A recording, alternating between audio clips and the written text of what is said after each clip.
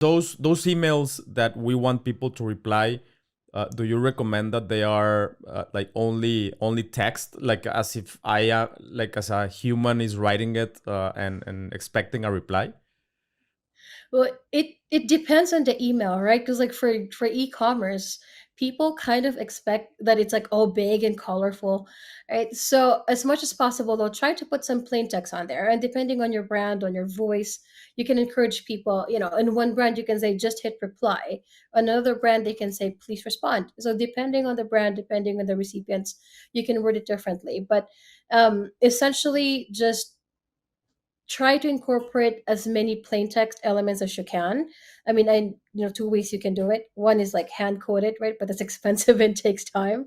Yeah. And on the other hand, though, just like on even on like a heavy graphic um, email, like a lot of illustrations, just add one or two elements there that's plain text. That should be enough, especially for e-commerce. All right, all right. So Mhm. now that you gave us some tips on how to be in the primary tab, or even just make it to the inbox, what are some don'ts? Like what do you don't want to do to get to the spam folder? Uh, you have some tips for that? And well, don't buy lists. That's okay.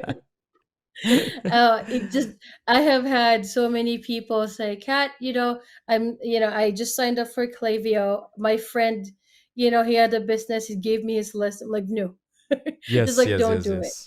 All right. Depending on your business, if you can do double opt-in, I know it's not practical for e-commerce, but if it's something, depending on your audience, if it's something that you can do, test that, experiment if that's something that's doable for you. Don't just send, avoid spammy subject lines. You know, you know how that goes, and don't just send an email where there's just like this one big image, or you just send it out, and there's no live plain text on it, or at the very least, add an out text to your emails, right? That kind of thing, and just don't blast your list every day and watch your. I'm just like running through in my head now. So one thing to do, especially if you have a larger list, segment your list.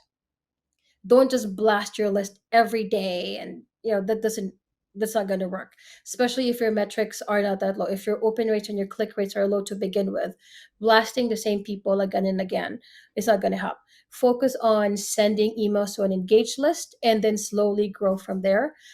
Practice good list hygiene, list management, right? Watch your deliverability metrics, right? How many bounced emails, unsubscribes, spam complaints. You need to watch it in your metrics.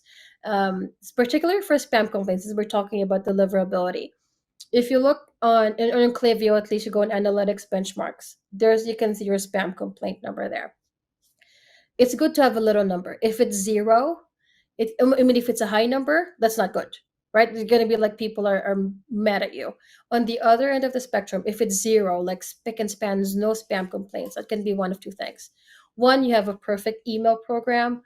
Two, you people are not seeing your email. You're already in the spam box, so no one's complaining. So that's something to watch. So just to wrap up again, segment carefully, watch your metrics, right, and practice. Do best practice when sending out an email, right? Don't just send out plain text. Add plain text elements in your email, and if you can, add out text as well when you add images to your email.